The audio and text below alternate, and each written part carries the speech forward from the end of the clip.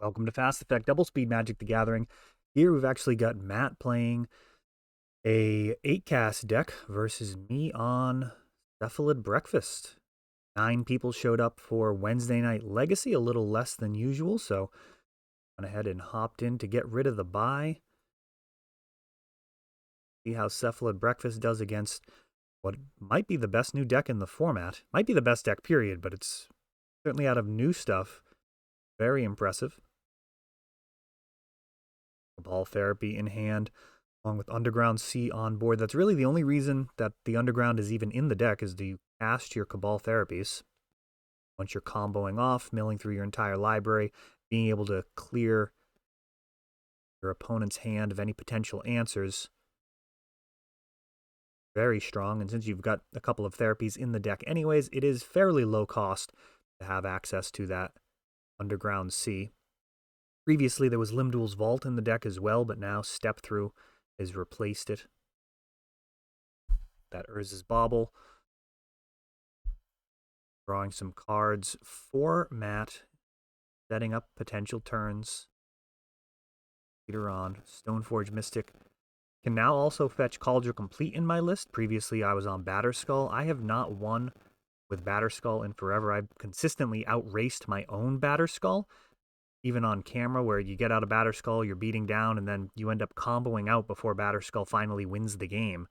So far, switching over to Cauldron Complete, and also haven't utilized it up until this tournament. See if I actually get it out in any of these games. Threat of it is sometimes in and of itself useful. Your opponent has to waste a Swords to Plowshares on your Stoneforge Mystic to not lose to Cauldron, then they just combo kill them as they no longer have that piece of removal. Stoneforge Mystic is mostly getting Shuko. Is by far the worst way to combo off in this list.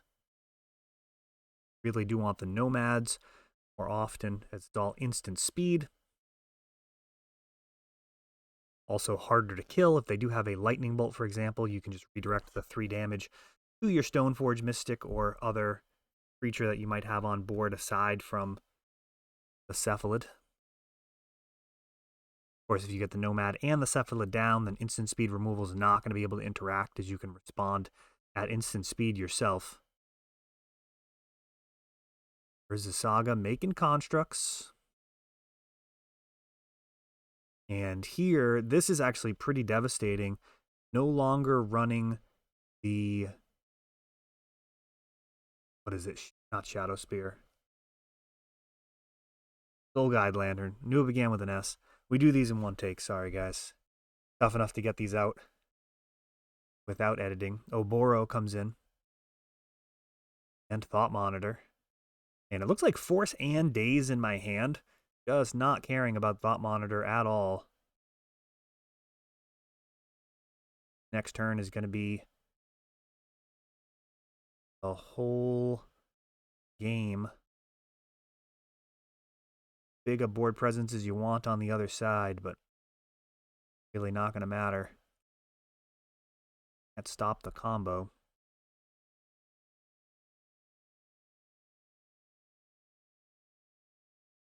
Kappa Cannoneer. So this is probably lethal following turn.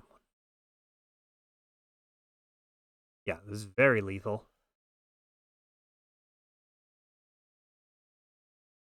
Unfortunately, don't have an extra mana. Would have been able to Cabal Therapy as well, getting rid of any potential Force of Wills. But Force backup, at least Force, maybe Force Daze. Can't quite tell with that glare. Thought Monitors piled up to create a lethal push, but you know, you gotta pass the turn there. Creatures have summoning sickness and all. And ultimately, Cephalid Illusionist taking it down. For those unfamiliar, Cephalid Illusionist gets targeted over and over again by either Shuko or Nomads and Core, causing Cephalid Breakfast player to mill through their entire library along the way. You hit Narcomoebas, those enter the battlefield. You can flash back Cabal Therapy by sacrificing a creature if need be, getting rid of any possible disruption your opponent might have left in hand. So at that point, they've typically expended all of their resources to try to not be put into that position. And you just finish everything with a flashback Dread Return, sacking 3 creatures to bring back Thassa's Oracle, and picking up an easy victory as early as turn 2. Cephalid Breakfast, I think it's S tier. I don't know. I'm very impressed with the deck. I've had a lot of success with it. I can't really blame the deck for any of my losses that I've had. I think I've lost 3 times out of the last, whatever, 8 times I've played, something like that. And I mean, it's really not a fault of the deck when I have lost. Typically, it would be keeping bad hands or just outright blunders on occasion. Not frequently, but I would say is definitely a thing to look at when you're evaluating a deck, to the point where it's actually been quite difficult to tune my sideboard. Having gone on a pretty big streak of not losing any matches, the sideboard was really in limbo, not sure what to do to address any type of potential problems. When you're not having them, it's kind of tough to address them. But I can actually thank Matt for beating me with Torpor Orb a couple of weeks back. That prompted me to put in 3 copies of Prismatic Ending into the sideboard. Very good, as good as I was expecting. Cast it 1, 2, or 3 in this deck, and it also functions as removal versus Delver. All of their 1-drops. A lot of Swords to Plowshares for that. The sideboard's still very much up in the air. Right now there's a paradigm shift switch. I don't know if I brought it in this match or not. Very good versus Graveyard Hate. Thoughtcast. And a couple of baubles. So Matt seeing 8 new cards. I'm sorry, 4 new cards, I should say. And Underground Sea again in the opening, this time putting out a Aether Vial, which catches a Force of Negation. 8 cast, able to support Force of Will and Force of Negation. Force of Negation actually exiling the cards. Now, you kind of just need to use that card when you can versus Breakfast, as the key pieces are actually not even counterable with Force of Negation. You're talking about Stoneforge Mystic, Cephalid Illusionist, Nomad in Core, Thassa's Oracle. They're all creatures. The only thing you can really do with the Force of Negation is have it in your hand at the end of the game, hoping to stop that Dread Return, which means it has to survive through multiple ball therapies, which is a pretty big ask.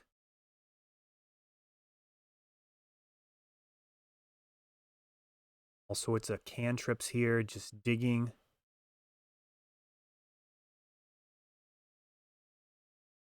Way.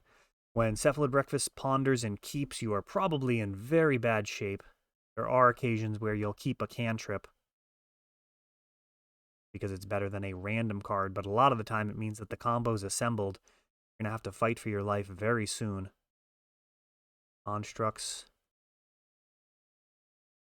going up here.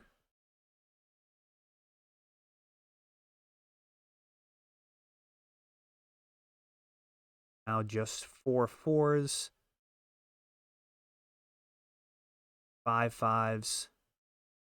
Oh, sooner than expected. Completely tapping out. And Daze actually stopping that Thought Monitor.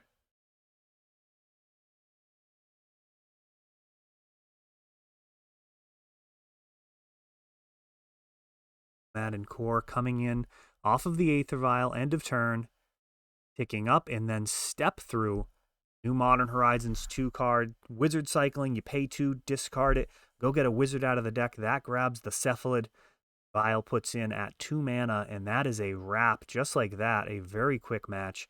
The other thing about Step Through as well, I'm on 4 of these main deck. I'm not sure how many I'll ultimately end up with, but it can grab the Thassa's Oracle, meaning that you can completely play around Graveyard Hate as well. If your opponent has a Leyline of the Void out, for example, you can just Cephalid your entire deck out into your exile pile after you've gone ahead and grabbed your Thassa's Oracle with Step Through. Then just put the Oracle in once you have no library, and you are still taking it down. So Step Through has been very strong so far.